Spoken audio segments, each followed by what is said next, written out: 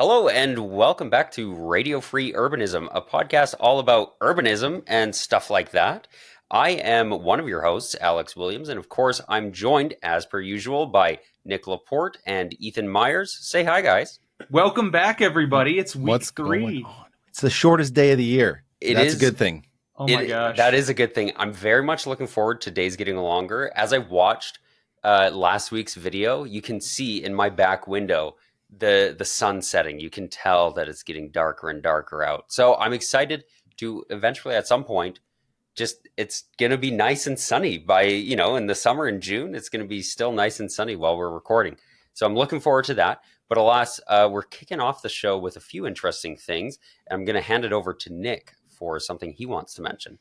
Yeah, absolutely. So I started a different YouTube channel. My main YouTube channel is called Nick Laporte.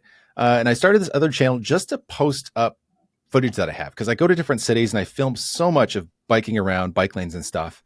And I just wanted a place for it to be out there for people to freely take and use for their own YouTube channel or whatever. And even for other people to send me their stuff to upload it as well. It's just like raw stuff, first person, cycling around different biking infrastructure. And I've only uploaded one video of JFK Promenade in San Francisco. It's the only thing I've uploaded there. So I just wanted to mention that because you were talking about before the show, Calgary, videotaping different things in there and kind of the whole infrastructure. And I just wanted to share that on here. That's a super cool project. Awesome. So you're literally just, I need some place to dump this stuff? Yeah, just for people, if they need some B-roll of cycling infrastructure, it's just there as long as they, have credit to the Bike Lane Project. Then I just want to share it there because I just feel like I have so much footage. As we were talking about before the show, how much footage you can collect when you're traveling places. It'd be cool just to share a lot of it because only a tiny fraction ever makes it into my YouTube videos. That's sweet. I like that idea. Yeah. Yeah, we all have pools of B-roll. I think Nick probably has the biggest one of all of us, but no way. I think Alex has the most.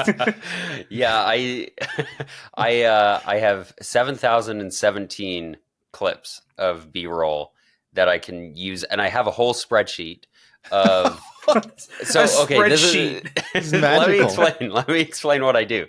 Okay, so I have a spreadsheet and I use like a six digits. Okay, so I'm like, okay, I can do up to almost 100,000 B-roll clips, right?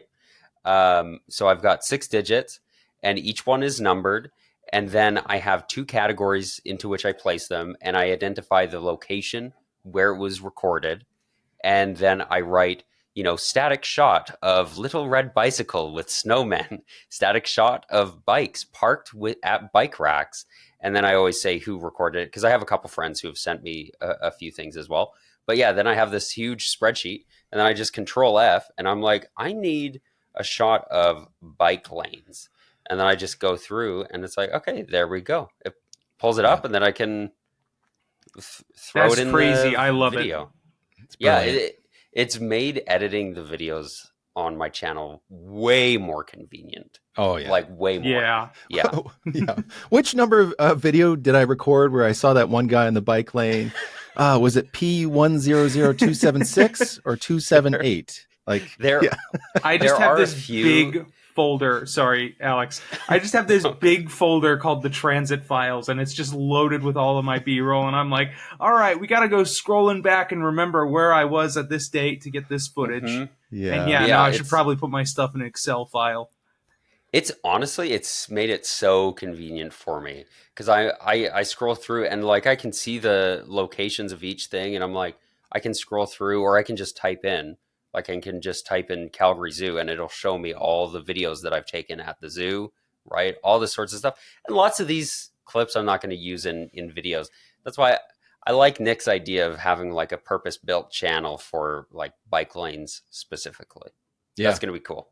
Yeah, but the intake is that is really important, especially for bigger productions, but just your own convenience. Like sometimes I'm good at it. Like we were talking about again before, my New York folder had about 350 different files in it, and some of them are really named really well. It's like, okay, day 1, and then it kind of it doesn't have to be like a concise sentence or anything, but just all the point things, what's in the video type of thing, right? And eventually on day 4, you could see all the files. It's like day 4 1, day 4 2. Like I just couldn't anymore. It gets exhausting. Yeah, it's a lot so exhausting.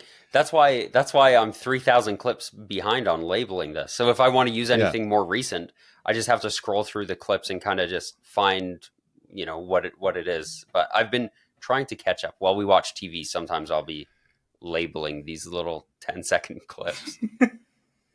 But I feel like my B-roll is either just too long or too short for whatever I'm doing. Yeah. And like, I feel like whenever I need like a 15-20 second clip, it's like 5 seconds that I have.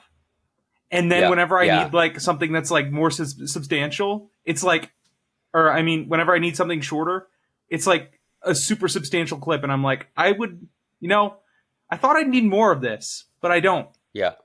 Yeah. Yeah. Well, and so I know, Ethan, you don't really appear on camera much in your full videos. I know you do, like, you're on the side talking about things in your TikToks. Yeah, I'm actually, most of the time for most of my YouTube videos that I've been uploading recently, it's been, it hasn't been a whole lot of my face, but I think that may change in the next year. Yeah. Yeah. No, whenever there's like a spot where I want to put a clip in, but I don't have the B-roll for the specific thing I'm talking about, sometimes I'll just put a video of my favorite restaurant around the bend on there. I'll just be like, here's around the bend. It has nothing to do with what I'm talking about, but it's good food. So sometimes I'll just reuse B-roll. I know that's like kind of like even in the same video, like I know that, most people they'll be like, hey, wait a minute, that's the same clip. And I'll be like, you're right. That is the same clip. Right. I'm running out of footage. Listen to me whenever I ask you guys on Twitter or Instagram or whatever, where I'm like, hey, I want to feature your B-roll because I love doing that. Yeah. And people send it in. Especially if it's something really specific that you're trying to feature and you only have one shot of that specific thing happening, then of course it's going to be a bit of a repeat. But alas, if we can move on, I've got a story to share with you guys. Also, so go subscribe to the Bike Lane Project and check that out. I imagine that can be a little bit soothing to just watch somebody cycling along too. But I've got something, I don't know if I'd call it soothing, but it is exciting. And that is Calgary's public hearing on upzoning to RCG. And that's coming up April 22nd, 2024. So for all the coverage and update, tune in here to that because I am super excited for this meeting. Have either of you guys ever participated in a public hearing? I've paid attention, but I've never actually gone in person. I've been to a couple. I haven't spoken at them, but I've been to quite a few of them. Yeah. I think one thing that gets me really excited about municipal government, one, it's local, right? Like these people, they walk the same streets as you. They know what's going on in your area, right? And they're much more accessible. And you have better representation in this group, right? However your city council work, depending on your city, but they're a little bit more accessible. You can go to city council, you can go to council chambers, you can go to city hall, and you can make your wishes known. So they scheduled this meeting April 22nd, 2024 for, it says in this article from Livewire Calgary, it says during the December 14th regular meeting of Calgary City Council, councillors approved April 22nd, 2024 as the date when the public will have their say on Calgary's introduction of a base RCG residential district citywide. So this is exciting, and they set it out that far because they need time to get the word out, notify everybody. They're going to be sending out 3 kind of papers or information packets to make sure people are notified and aware of what's happening, because this is a big change. And yeah, people are excited for it. Some people also are not excited for it, but I think it'll go through. I'm optimistic. Yeah, it's changing, right? We can feel the winds changing all over the place, all over North America. We're seeing that things are going in the direction everywhere. Like this just happened in Edmonton. Didn't that happen a few months ago where in Edmonton, they approved 4plexes on basically everything in the city, and same thing in Vancouver. Austin did the same as well. Yeah. Austin did too. So it would be a surprise if it doesn't go through. I would be shocked. And the thing is, so let me give some history about this housing strategy here in Calgary. So In June of 2023, I think it was June, the city council had presented to them a housing strategy that was put together by a bunch of professionals in the industry, people who were educated on this stuff, nonprofit workers, a variety of people were on the housing and affordability task force. They come up with a bunch of recommendations. This base upzoning was part of those recommendations. This was one of the biggest recommendations. And it was also the biggest reason why council initially rejected the housing and affordability strategy, which is bananas. To be in a housing crisis and city council gets a bunch of really great recommendations and they say, no, we're not going to do that. So of course there was massive outcry.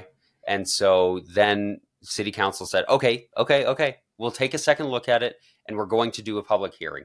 So this public hearing happened in October, I believe. And I listened. It was like a 36-hour meeting, guys. Like it was Thursday, Friday. Thursday and Friday were public hearings. And then Saturday was another extended meeting for voting and amendments and all that sort of stuff. But it went through. It passed. And the RCG there were a few amendments that were presented to try kind of squash this RCG upzoning that fortunately didn't go through. But of course, the RCG upzoning, it still has to be written in as a bylaw, right? So with the housing strategy, it doesn't just magically happen. It has to be approved in budget and it has to be approved as a bylaw.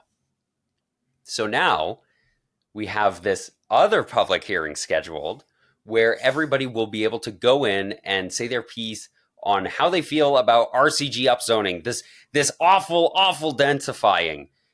Let me give you some specifics about this crazy density they're going for here.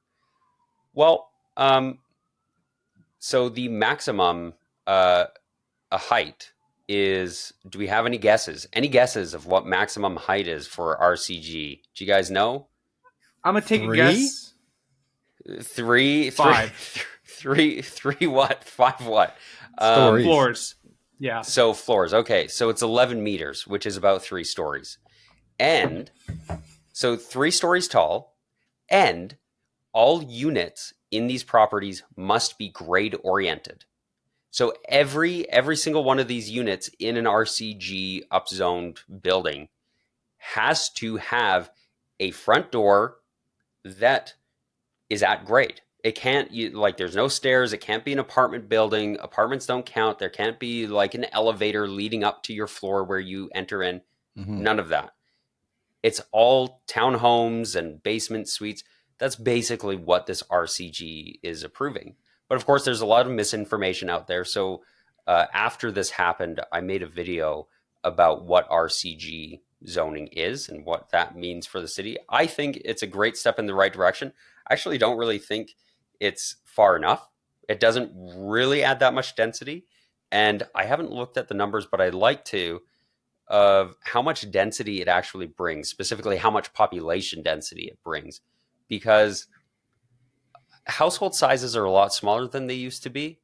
And so one of my concerns is, okay, so you added built density, but you didn't add household density and you didn't add population density. So we'll have to see how that actually shakes out. But I'd clearly like to the character of your neighborhood is gone. It's just gone. Yeah. The character of your neighborhood destroyed immediately. Destroyed. No chance. Destroyed. You're never going to be able to park again. That's for sure.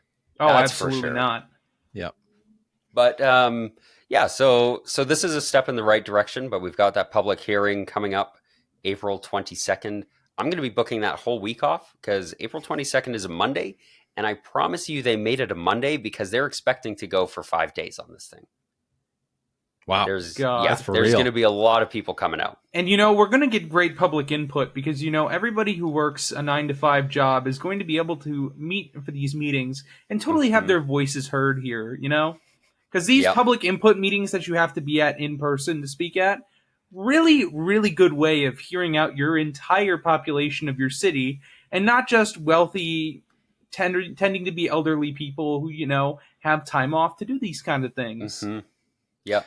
Yeah. And that's part of my concern as well. That's why I'm hoping everybody emails their counselors and lets them know how they feel, because your counselor will recognize that one person emailed me, that person represents 100 people or whatever. Yeah, hopefully. Okay, Hopefully. First I got two things to say right now. First of all, if you ever questioned whether or not Alex is actually a nerd for this stuff, now you know he's booking off time so he can be there present for these city council meetings. He's literally yeah. But two, PTO to urbanism. Yeah. The city council, they're kind of beholden sometimes, which is really disheartening. And that's what I saw when we had the vote about the speed and red light cameras in Vancouver. It was overwhelmingly people who came out to support. People who spoke at the council meeting were in support. I don't think there was one person who was, for delaying this or against speed and red light cameras. Not one person called in. Not one person was present who was against this. And yet they decided not to go ahead with it.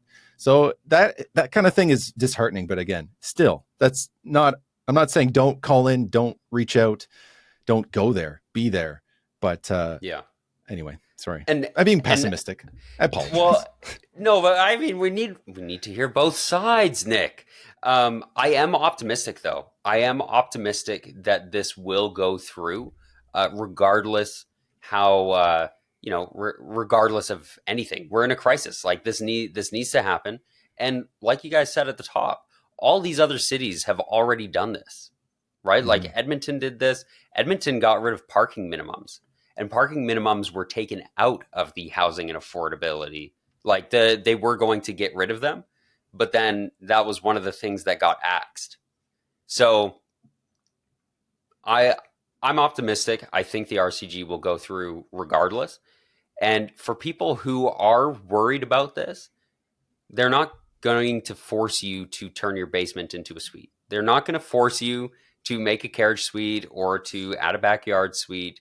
It's still your property. Nobody's coming over to your house with a wrecking ball. You see, this is where Alex's lies really come through, because they're actually going to turn your neighborhood into Kowloon walled city, and this urbanism is absolutely going to destroy your city. I need to set the record straight there. Ethan, I'm God's strongest NIMBY here. They brought me on here to have counterpoints. We appreciate you coming in with the truth. Thank you for calling us out. These are just rich, greedy land developers over here who want nothing more than to destroy your beautiful single-family home in the suburbs. It's true. I am collecting a paycheck. I'll admit it. How much, though? Like, how much? Well, honestly, they'd have to pay me a lot to sell out. Right. What's the lowest amount? What's like the what's least? The lowest? The minimum? For me to sell out that hard, I don't know. Got to be like $1 million a year. They got at least, right? Because they got to keep me on the payroll. That's the thing. I'm not taking a one-time payout. I'm gonna blow that cash, right? Yeah. So for me to sell out, it's got to be a lot of money, and it's got to be ongoing. Because as soon as that money stops flowing, as soon as that tap's turned off, I'm blowing this thing wide open. So you guys heard it here first. If you need a shill, $1 million a year, okay? No problem. At least. It really Alex will turn into the Randall O'Toole of our generation. But I'll be rich and I'll have mine. So screw the rest of you. That's what I say. So I think an important thing to say about this stuff is really it's more options. It's like a lot of things we talk about when it comes to new urbanism. It's just options. It's giving people freedom to do what they want with their own property.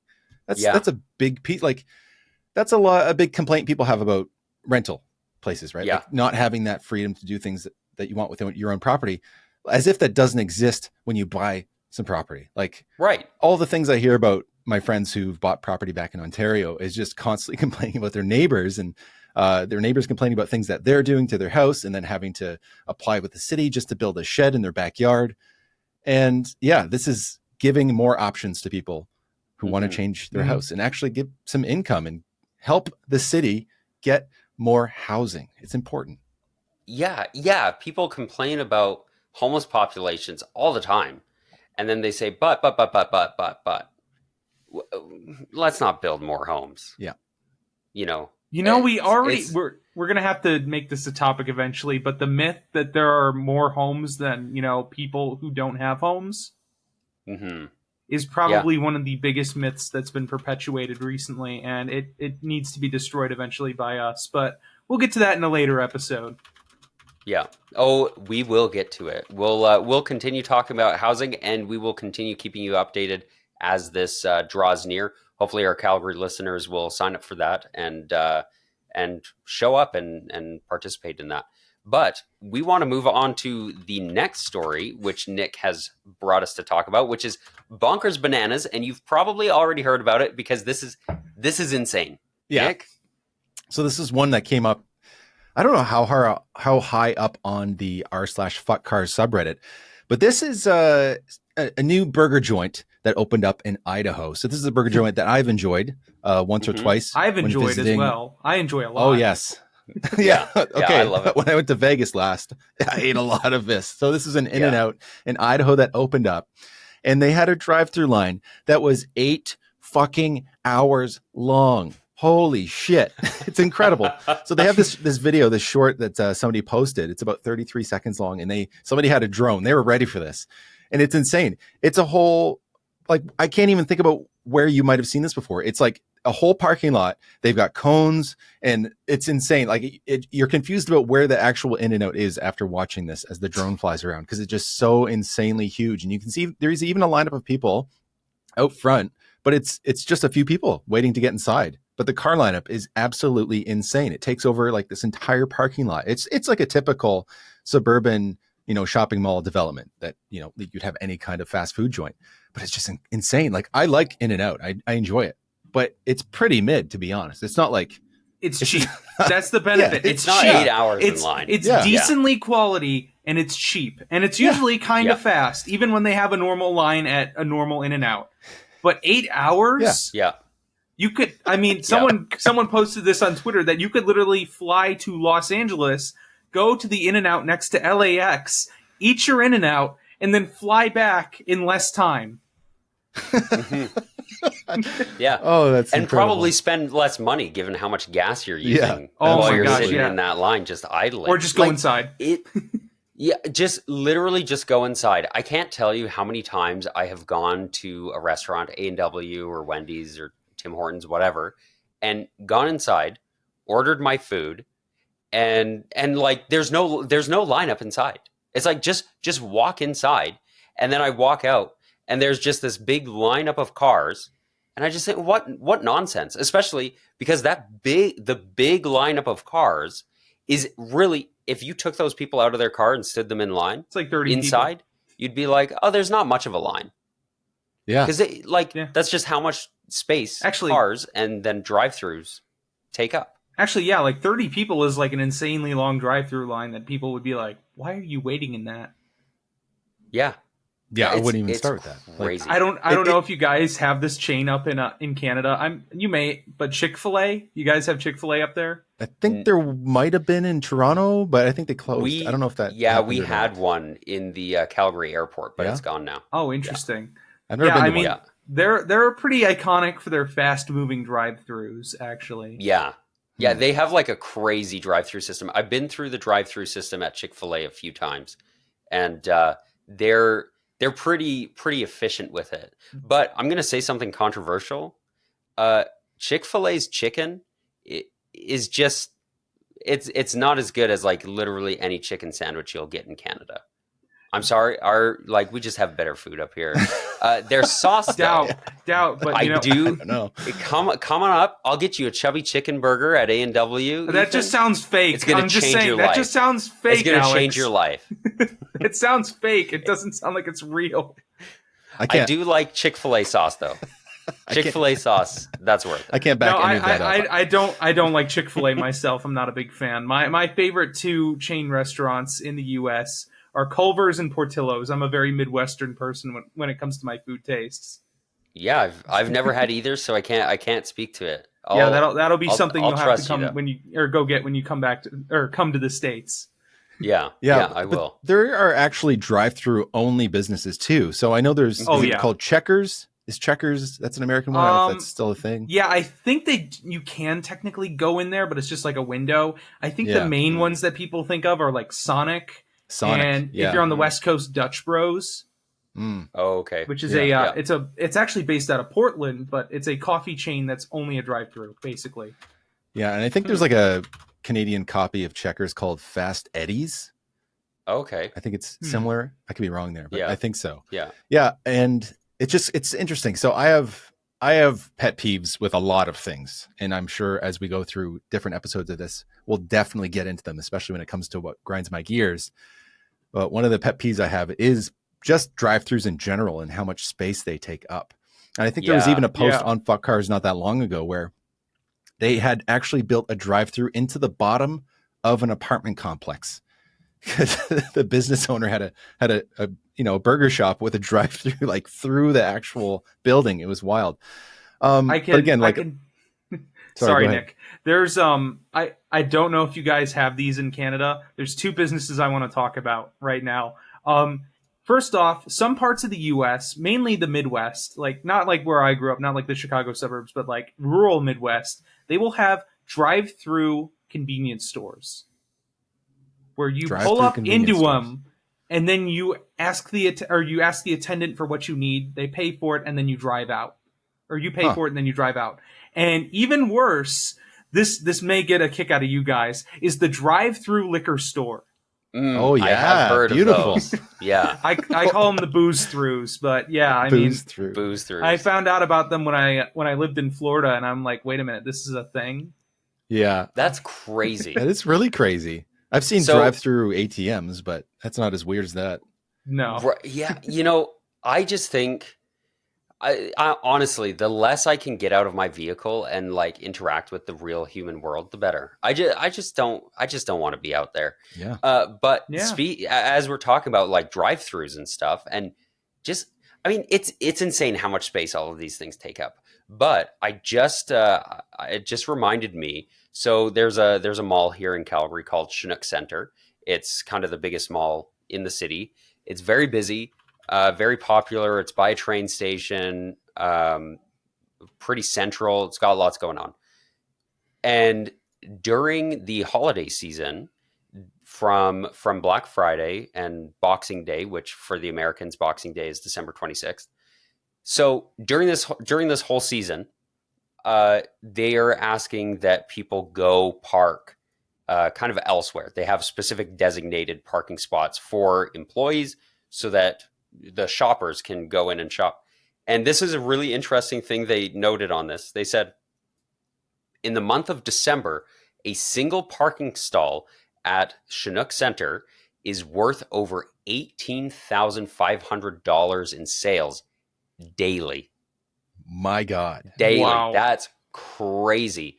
But one thing I am curious, because there is a train station nearby and a lot of people do get there by train, I'm curious if they include that in their calculation or if it is just with the parking stall. But it is crazy how important accessibility is to a place. People have to be able to get to shops and stuff. And if you create a place that is only accessible by parking, yeah, of course, it's like these parking spots are going to be very valuable to them, right? And so it also says, like, what if, if you put things in place so that it was easier to get there by bike, right? How valuable would like one bike parking spot become as well, right? If you make it possible and convenient and easy for people to show up to your store, how much would you benefit from it? But that number just blew me away. That's crazy. Yeah. One thing that a lot of businesses like to do is they like to underestimate how much people come by other modes of transit. A lot of businesses, you'll hear them, especially like whenever like bike lanes are being talked about, they'll talk about how this is going to kill their business. Yeah. When it doesn't. In fact, it's been shown in a lot of different cases that it can actually boost business if you add, bike infrastructure or ways to get to a business other than driving. And also, speaking of malls and transit, there's one mall in the U.S. that actually has pretty decent transit access. It's the most American mall. It's called Mall of America in Minnesota, and you can actually get there by light rail directly. There's a station built into the mall. Really? Yeah. Connects you to the airport and downtown Minneapolis. I love that. They turned Mall of America into a transit center, so there's a few bus or rapid bus lines that go there too. Wow. And do you know anything about like benefits they've seen from that? I have no clue. I'll probably need to look into that, but I will say the land use around Mall of America is exactly what you would think. So I was just looking at a map of Chinook Center, just taking a look at it, seeing they've got a ton of solar panels on the top, which is, good use of the space on the top of the building. But it doesn't seem like there's that much parking compared to how big of a mall it is. But then I did notice that there is an actual like parking structure. I don't know how. Yeah, so there's a lot of parkades. Okay. In Chinook. So underneath particularly the north section of Chinook, there's a parkade, which for the uninitiated, parkade just means parking garage. Like it's a underground, above ground stacked parking lot. Is that a Canadian thing or something? That's a Canadian thing. Okay, apparently. Interesting. Yeah, they don't even say that in the UK. I didn't know that. All you guys.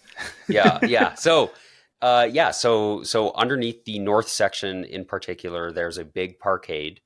And then also by the theater on the south section, there's a parkade. So they do have quite a lot of parking, but it's just not as much surface parking, which I think is great. Like that's like, if you're gonna need parking, that's the way to do it. Like if it's that important for you, it should be important enough to not have it take up so much surface where it's making things less walkable. It's making things more dangerous. It's also bad for the environment and just kind of shitty land use. And also expensive. So this is something I wanted to touch on, and I'm sure it kind of ties into something we'll talk about later. But it's expensive. So I recently went to Home Depot, which is just not far from me, but I usually scooter there or bike there, and I can just bring a bag and buy things and bring it home with me. And they asked me something, and it made me pause for a moment when I was on the checkout. They said, validate parking? And I was like, no, I scootered here. And then the next guy got his parking validated. They gave him $3. And I was like, huh, interesting. So you get to bring your car, park it underground, and they will rebate you that amount. But if you bring your bike or you walk in, go fuck yourself. You're paying for that guy's parking. I'm like, this is ridiculous. Yeah, that is kind of interesting, isn't it? So next time I'm going to say yes. And I'll get my $3 off my bill. Yeah. It's like, come on. Like, it's one of those things. It's like Henry Grabar's book, How Parking Rules the World. Just incentivizing people to keep driving if you're giving them free parking. It's crazy. Yeah. Give us incentives. Come on. Yeah, the cycling incentive. Yeah, or transit. Doesn't matter. It's like if you didn't just make people pay for the parking that they use. That's fine. That the cycling incentive should be like coupons to like food places, because the fuel is coming from me. Yeah. I need to refuel. Free refills. Yeah. So I got rid of my car 6 months ago ish now. And people always talk about gas prices. Oh, I saw gas for $1.22 down the road. Oh, you should check it out there. It's a great price. Everybody's driving out to the Costco on the Tsutsina Nation, out in West Calgary. And because it's cheaper, it's like 10 cents cheaper than everywhere else. People are putting on all this effort, and I just don't think about it. I just tell people, I'm like, I don't pay for gas anymore. I just buy an extra burrito. Like, it's great, No, it is interesting how expensive parking is. And it's even more expensive when you make it a parkade. So, that's that story. Do we have any more on that before we get into some bus stuff? No, I think we should move on to the buses.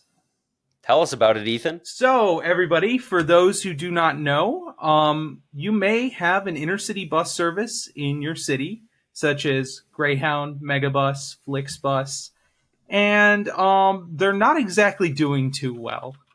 The main issue with a lot of these bus services, I did post this article. I found this article. It's from CNN. I didn't post it myself. But it essentially talks about how a lot of bus services, intercity bus services specifically, are dealing with this issue of having their stations basically being sold off. So if you guys didn't know, a lot of these bus stations aren't actually owned by the bus companies. So this essentially not only kills the company's valuation because they don't own that property, but it puts their stations up at like serious risk of being like moved and stuff. So what we're seeing is that these private equity, companies that own these stations are selling them off, because a lot of them are in like prime real estate downtown locations. They may have not have been great locations before, but now a lot of these neighborhoods are seeing, some increasing revenues from locals there. So what we're seeing is that a lot of these bus stations are being closed down and rezoned into, whether it's commercial space, housing, offices, and then your essential bus stations that you have all around the country have to move out to parking lots and other locations outside of the city, like the main core of the city, and you see these bus services basically get watered down even more. Not only this, but companies like Greyhound have been dealing with issues of essentially nobody but, the absolute most desperate people using them. And so you just see an overall drop in quality for services and stuff like that. And they've been shutting down routes like crazy, essentially to save money on the little assets that they have. So your stations are getting sold, so that drops the quality. You're losing your best working people at the company because, one, you got to save money. So those people are gone, and you're really just left with kind of the crumbs of the people that you can pay. Also, your services are getting slashed, and it basically is putting the intercity bus companies into a giant death spiral. And to most people, that may not sound that bad, because a lot of people haven't taken the Greyhound or Megabus or Flixbus or any intercity bus services. But the main ridership core of these people are making under $40,000 a year. It's 75% of people who ride these buses are making less than $40,000 a year. These are essential services that are just getting absolutely trashed. Yeah, and it reminds me of my younger years when I was in post-secondary school mostly, and that was when I was living in London, Ontario, and we had a Greyhound bus station downtown, not far from the train station, the Via Rail train station, and I took it quite often because that's what I could afford. I didn't have a car at the time, and it actually shut down. But there is good news that it had reopened under a different brand, had bought it, I think, just recently, a couple months ago. So I think it's operating or will be operating soon. I'm not quite sure, but yeah, it is an important essential service to people who can't afford to buy a car. Who don't have the quote unquote freedom to get around our country. Yeah. Yeah, right. It really is about mobility freedom here, like for people to be able to go somewhere else. A lot of people ask, well, okay, if prices are rising in your city, why don't you just move somewhere else? It's like, well, how am I supposed to move somewhere else if I can't go somewhere else? I can't get there. I can't show up to job interviews. I can't afford for the mobility, right? Both economically or, physically, the mobility to get to those places and to do those things that I need to do to change my life, right? And so, yeah, absolutely. I mean, we pay for roads, right? We subsidize cars in this way. What about subsidizing people being able to get around without this, right? Yeah, no, I think this is a great one. It's insane, like how essential of a service this is, and how little service we actually get from the people actually using it. Yeah. Or I mean, it's seriously, like these are like essential full-on services that people do rely on, who don't make who aren't privileged as us, who are just straight up having to be completely destroyed by the mismanagement of private companies like this. Yeah. So how does this end, Ethan? So a lot of people, at least me, I kind of see it almost in the way that we're viewing like how trains kind of had their giant meltdown in the 60s and 50s, where service wasn't as great. We saw kind of this downfall of a lot of the private companies, and they just couldn't manage to keep up with payments for their management, or they decided to cut their passenger services basically just to save the company.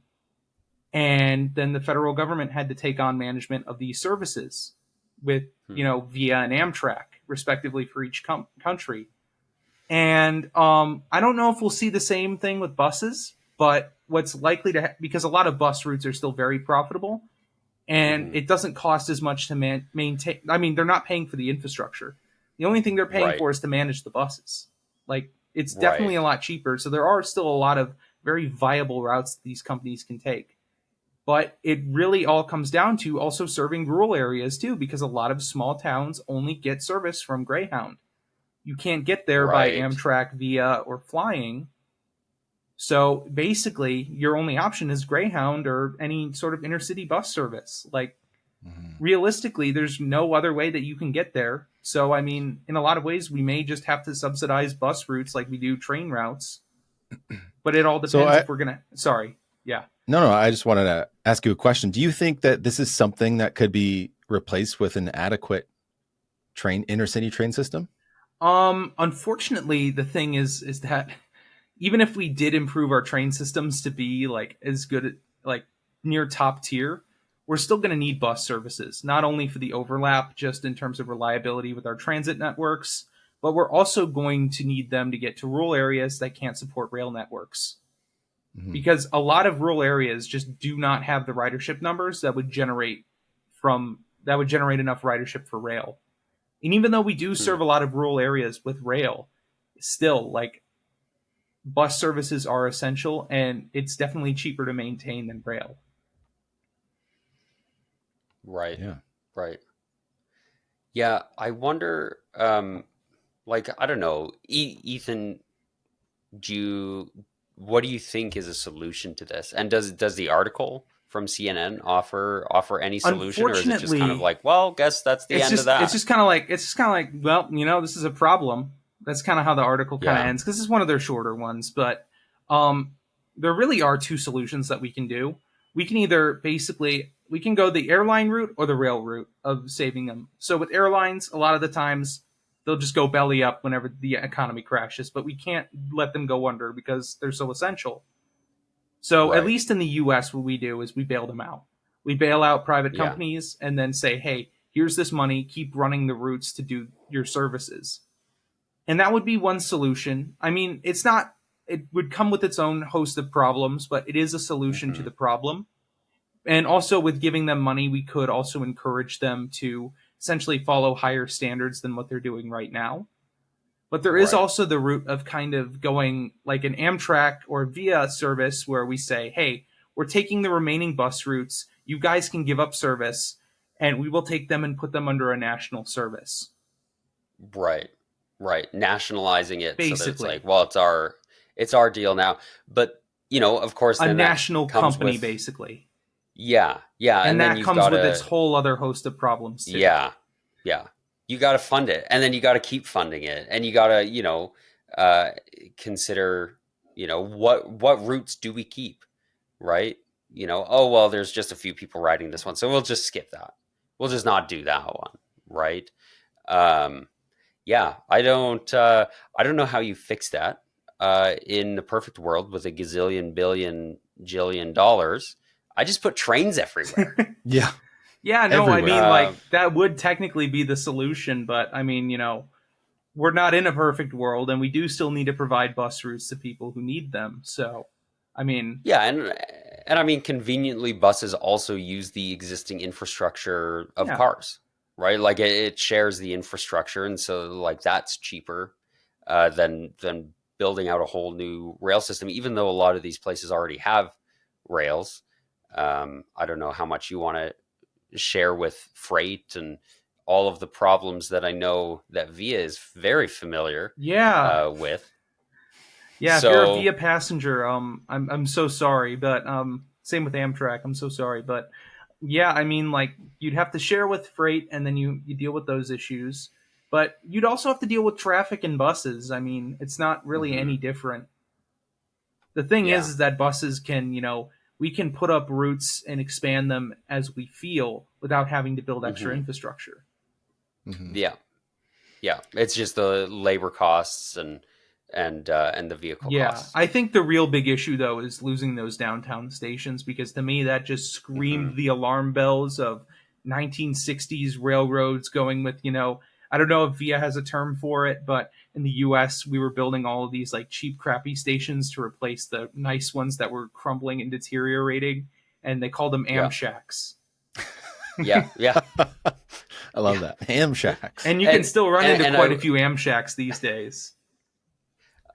Yeah, and Calgary has lost its bus station, the Greyhound building, which was actually connected to the local train, connected to our LRT here. But that's gone now. We still do have bus service that you can get to Edmonton and stuff, and even buses to Banff. But a lot of these things, I feel like they just stop in random places. Like you just got to go to some random parking lot. Yeah, that's kind of generally how it is with intercity bus services, even in like rural towns. I mean, especially with rural towns, like a highway stop or something like that.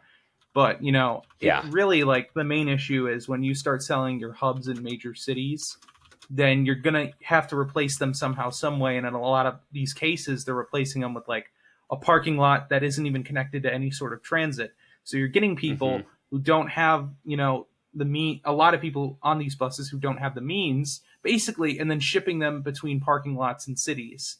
So they have to get transit to actually get to the parts that, actually have people and their final destination. And when you're not connecting them to the local transit, makes it that much harder. Yeah. On people who already have it pretty hard. Yeah.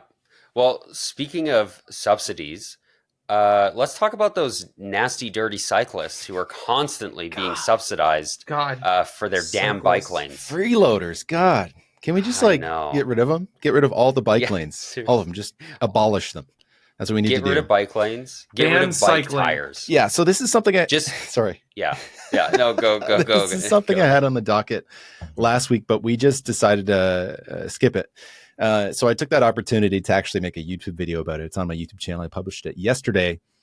It's what's it called? It's called Should We Tax Cyclists? And it's in response to many comments that I've gotten recently on some of my shorts, calling for cyclists to pay tax, that they don't pay for the bike lanes, and that they don't pay insurance, they don't pay gas tax, they don't pay for licensing, et cetera, when it comes to a car, and therefore they aren't entitled to use the street and should have to pay a tax.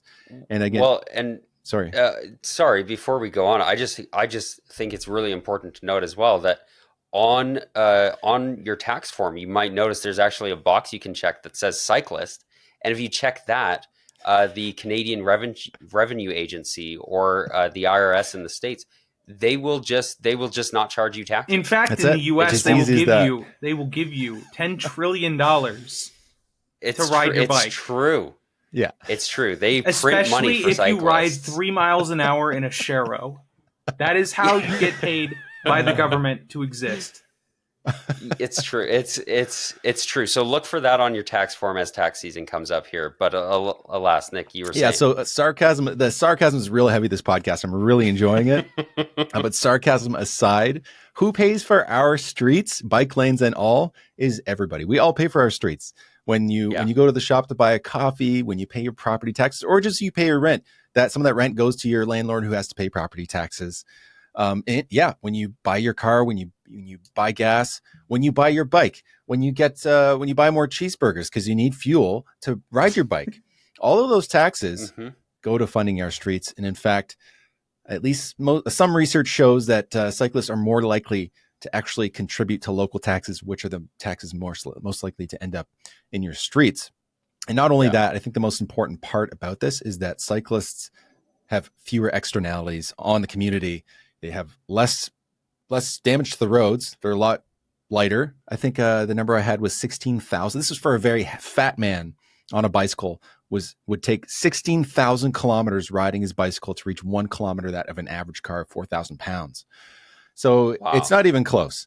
And I think you should watch the video. And I got carried away at the end a bit. I had to change the wording around because I was a bit too aggressive in the first take.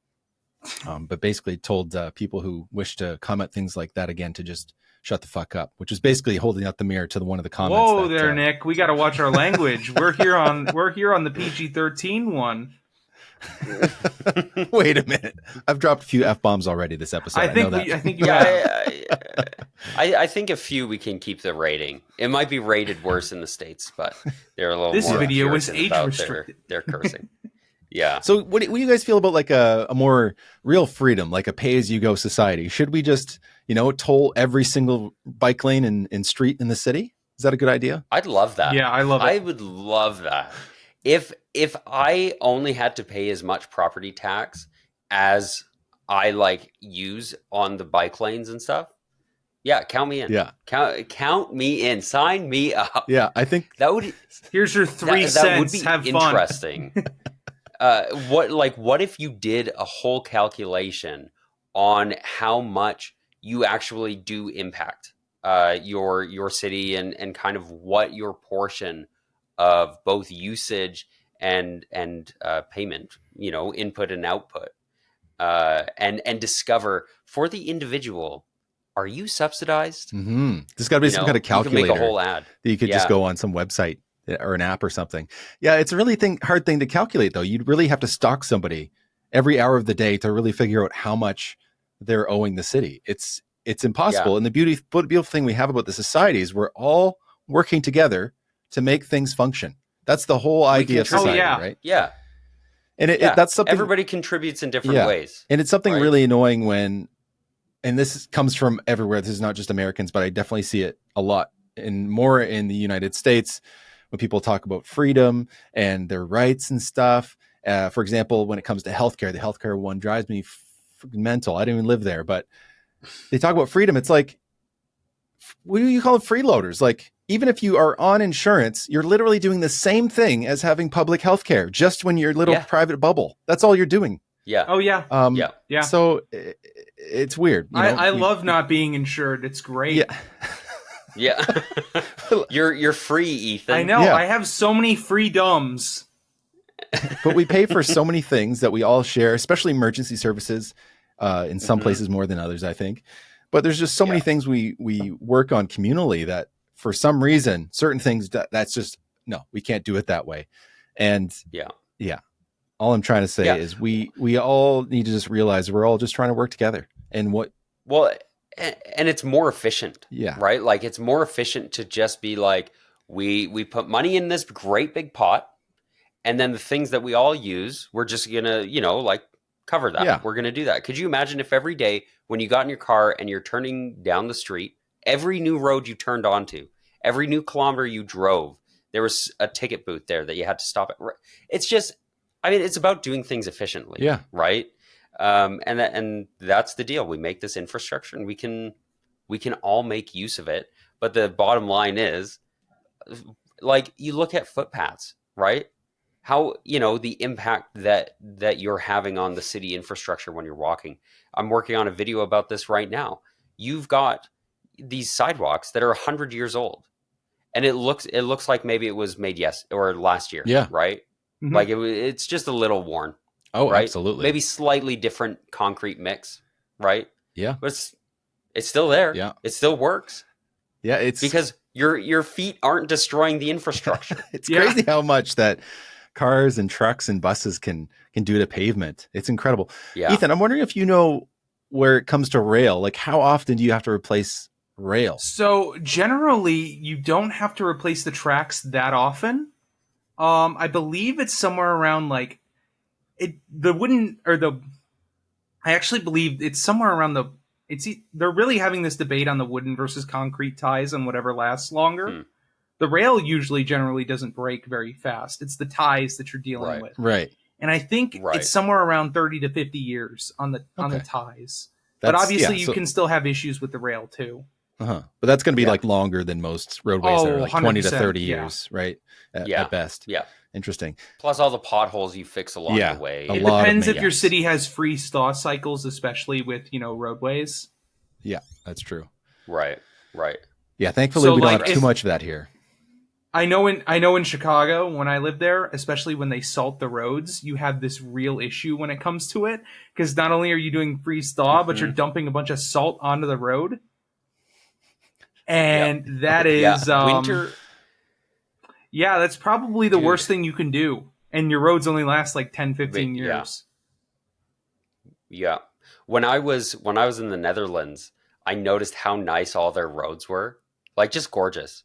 And it's because, they don't have to salt the roads. They don't have to worry about all these extra things that us winter climate people gotta deal with. I know recently on the the Urbanity video, they mentioned comments of people from the Netherlands. Why do you complain about cycling in the winter? It's not that big of a deal. You don't need, nobody clears our roads, blah, blah, blah. It's like, it's different. Like Montreal's winter is not the same as like Copenhagen. They literally have to bring in trucks to like haul out the snow in Montreal. Like it's insane. Yeah. These people really, they're so pampered by the Gulf Stream, they don't even know. Yeah. Oh my God. It really depends. But bottom line is we all pay for our streets. I do have one note I'd like to add, and this is in the video too, but it just blew my mind when I looked into it and kind of crunched the numbers. I found a study, it was a bit old, it was from 2007, and they kind of calculated the externalities of driving and how much it would cost. And I think I calculated it to be today's dollars, $1.05 a liter Canadian for the externalities that it would cost on driving. And even in Vancouver, where we have the highest gas tax in North America, it's 78 cents. Even if all of that money went to the externalities, it still wouldn't cover it. But I found one of the places in the United States that used the most gas and paid the least amount of tax, which is Mississippi. And they pay just 6 cents a liter Canadian for their gas. Wow. Which is just unbelievable. So their externalities were $2,300 a year, and they only paid $140 a year in just gas taxes. Again, that's not even saying it would cover all the externalities. Yeah, doesn't even cover it. I don't think they have any state tax on their gases. I think they're only federal there. Yeah. And oil really subsidizes Mississippi because it's one of the lowest earning states in the US. Like income there is not great. And also they have a bunch of their refineries in the southern part of the state. Interesting. Yeah. That is interesting. But yeah, as you were saying, Alex, we all pay for our streets. Let's all just, get in a nice circle and, have a good time. Everybody's here. Everybody wants to be happy. Everybody wants to be happy. If you're driving a Cybertruck, though, no, you're not happy. Get off my street. Get the fuck out of here. Fuck off my streets. Those things are something like else. 8,000 pounds. Anyway. So we have some fan mail that I'm gonna share here. This one is from my big sister. She's a huge fan of the show. Let me see if I can find. Here it is. So this is a bus stop my sister saw. You might not know it just by looking at it, but this is supposedly a bus stop. It has a bench, and there is some sort of path here that is level with the road. Which here's the thing. If you want to come from the road onto the sidewalk, this is great news for you. Like if you're looking to drive on the sidewalk, this is going to be perfect for you. But if you're a wheelchair user and you need to get onto the bus, good luck. Good luck. Also, it's on the shoulder of a busy road with a higher speed limit. Then this bench here it's not on the sidewalk. It's tilted weird. Anyways, very unhelpful. But this is not the worst bus stop that I'm sharing here today. Oh, also, there's no sign. This one has a sign. There's no sign. This one has a sign. So this is a bus stop. You can tell because of the way it is. But look, speed limit 45. First of all, that's crazy. But then the bus stop is literally like, is it on this? Like along this rail here? You know what? Right? You know what? That's pedestrian protection. I mean, come on. Look at that. You're right. This is pedestrian protection because it's designed to crumple when a car crashes into it. Yeah, what are those rails called? Guardrails? I forget. Just a guardrail. A guardrail, yeah. Yeah, but there's a YouTuber that's got a really great video on how these things work. Yeah, I've seen that. But this is not here to protect pedestrians. And could you imagine being a pedestrian? You stand back here and then the bus comes and then you got to step over the curb or what, how does this work? So I thought I would share that with you guys. This is in a country that has the Americans for Disabilities Act. Yeah, I don't think that I think that this is probably an ADA complaint. 100%.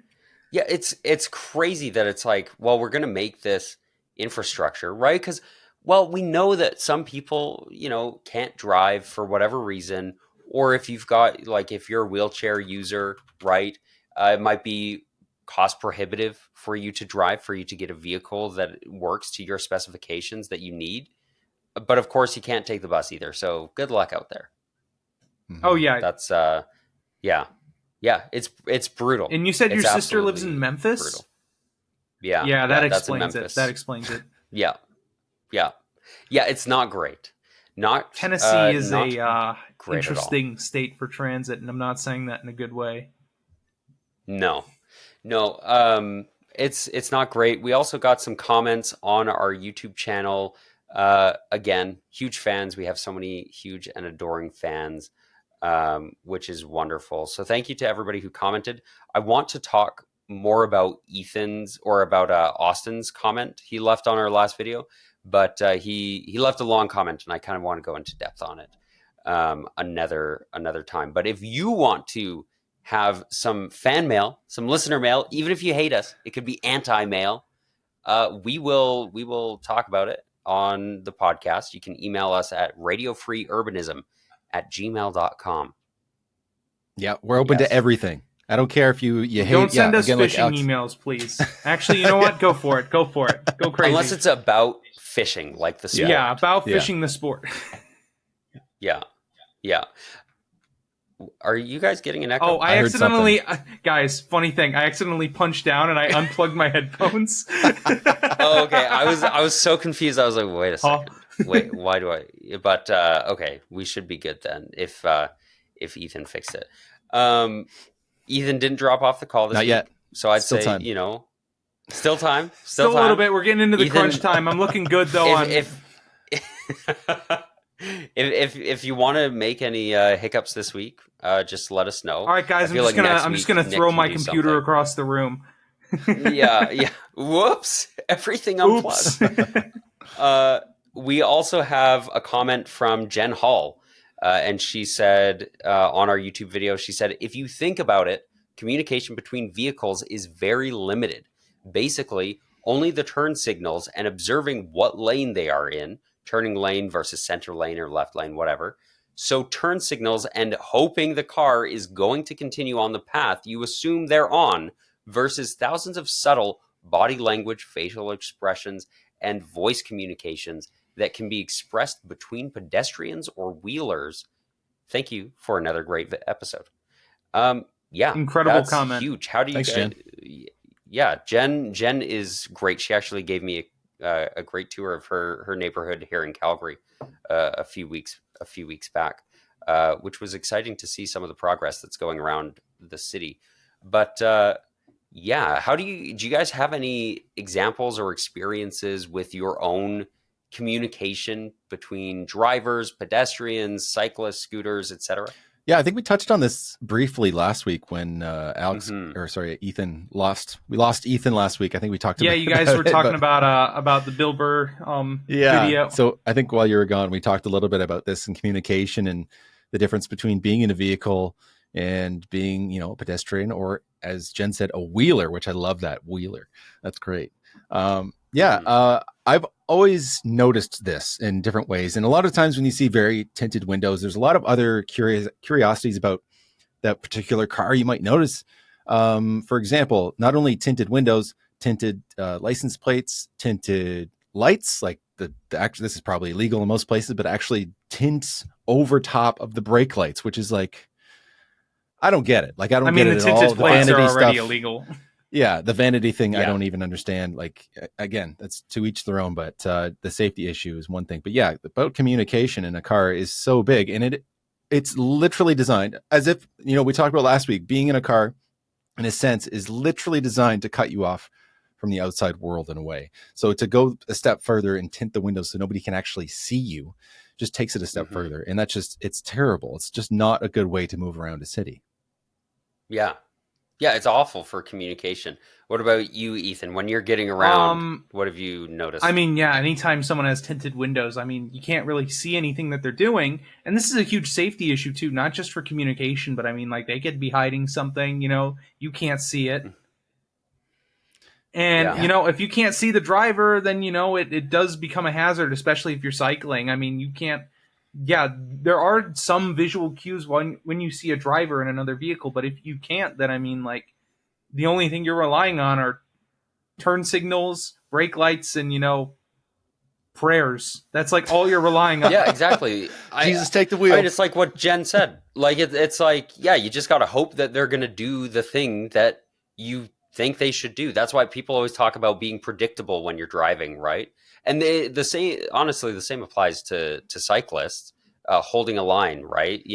Not swerving all over signaling. that cliff we saw last time, right? Like signaling, right? Showing, hey, I'm going this way, right? Communicating.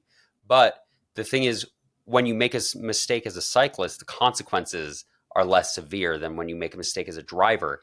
And as a cyclist, you have all the additional cues that you're giving off about your motion, right? People can see which way you're leaning, which way you're looking. Whereas when I'm cycling along, if the windows are tinted, I can't see if the driver is looking over his shoulder to check out if there's anybody here, right? Yeah. And so it's about communication. Yeah. It's about being predictable, and I mean, about too, being clear as about well your intentions. Sorry. On top of this as well is that when you are cycling, you can vocally call out to people like pedestrians, other cyclists. And I mean, obviously, everybody's heard this before. If you've ever been on a trail on your left, I mean, it's just such a common thing to do things like that. Like it's so easy to vocalize like what you're doing when you're cycling or being a pedestrian compared on any micromobility compared to driving. Yeah, I yelled on your left a lot this weekend. I took a few rides out. It was really nice. So I always take advantage. But yeah, something about when it comes to pedestrians and cycling is that the body language is so important, right? And I know I've heard many different people talk about this, and I've definitely heard Jason from Not Just Bikes talk a lot about this magical dance that happens at intersections when cyclists come together, and they're uncontrolled sometimes. And I know there's a video of all greens for cyclists. It's just like an intersection, and it just goes all green at the same time. And somehow, by magic, everybody just gets through as they crisscross each other and nobody has a collision. Yeah. It's just, there's just so much communication that can happen just by seeing other people that just is lost. And guess what? In a car. Guess what? Traffic calming works for cycling too, even more effectively because you don't really need signals or anything like that if you're dealing with all cycling infrastructure. Yeah. You just work it out. You go a little bit slower and then you get through the intersection. Yeah. Yeah. Yeah, because you can see, oh, hey, it's busy up here. I'm going to take it a little easy. Yeah. Right. Not even mentioning the visibility when it comes to micromobility, how much you can see. You can see everything. You have this perfect 180-degree view basically in front of you. No A-pillar to speak of. Yeah, exactly. Maybe sometimes I use it as an excuse for my, recklessness sometimes. I can see everything. It's fine. I can see everything. Yeah. Yeah, but when you're passing people, man, you got to watch, right? You don't want to get doored. You don't want, like paying attention for the people not paying attention. Yeah. I've had some close calls. Unfortunately, I didn't catch them on my GoPro. I didn't have them at the time, but yeah. So if you cycle here and you do not have rear view mirrors already, get them. Yeah, I know looking back, always the good thing, but having a rear view mirror so that way you can check and see if there's anybody behind you is so essential. It saved me from being doored or being hit behind when, someone's opening a door in front of me. So that way I can swerve out of the way. I have, sometimes you can have that reaction time where you can swerve out of the way of being doored. Right. Yeah. Just something additional that helps you pay more attention to. That gives you a little bit more visibility. Yeah. Any more thoughts on this before we wrap it up? Just that I'd like to see more enforcement in a lot of things. And I know there's always arguments about all sorts of people on the road. Any road user is going to be breaking the law. I think I read something recently from somebody on Instagram who talks about this stuff, is that of all the road users, discounting speeding, we break the law pretty much evenly. When you count speeding, cars just blow it out of the water. But like we're all breaking the law. So I'd like to see more enforcement in general. And I know this isn't the same everywhere, especially in places like Australia, where I hear that they're very, very strict when it comes to people abiding the law. Here in Vancouver, it's complete opposite. It's like it seems like recklessness. Like people can just do whatever they want. Most of the time, it's not going to matter. So take that by 10 for Vegas. Yeah, I feel like in general, there needs to be more enforcement in the meantime until a lot of these things, not just talking about tinted windows, but other things can be designed out, making our streets safer from the bottom up. Yeah. The built environment makes a huge difference.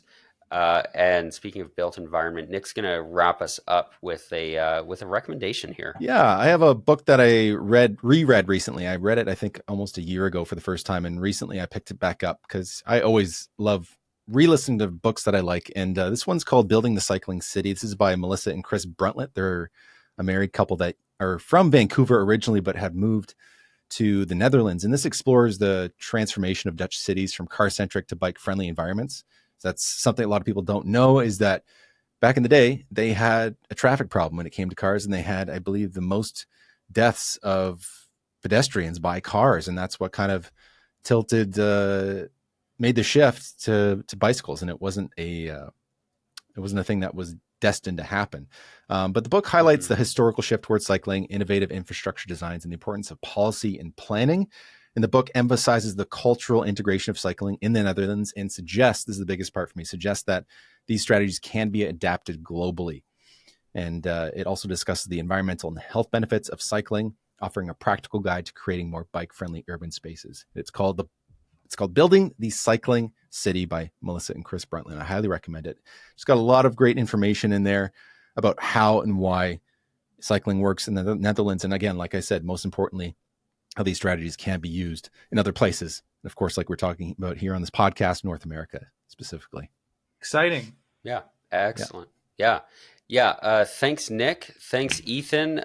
Ethan, any final thoughts as we wrap up? No final thoughts. Car bad, train good, I guess. Just got to go with the classic. Good. Yeah. More trains good. That's what I say. Nick, final thoughts. Just great episode. This was a lot of fun. I feel like we're just gelling. Yeah. I'm always looking forward to doing this every week because I know I got a couple guys I can talk to and we can just talk freely about these subjects. Hell yeah. I don't get to have in my normal daily life. So this is always a joy. Yeah, it's great. We're not annoying anybody here with talking about trains. I know my family's threatened to set up a train jar every time I talk about trains. I got to put a loonie in, and I think the proceeds will go to funding the Green Line here in Calgary. Nice. It's nice to be here. Nice to talk about these things. You can subscribe to me at Humane Cities on YouTube, and also check out Nick's The Bike Lane Project. Nick's channel is Nick Laporte. And Ethan's channel is Climate and Transit, as well as Ethan's popular on everything else too. So check us all out, and thanks for listening to another episode of Radio Free Urbanism. See y'all next week. Bye.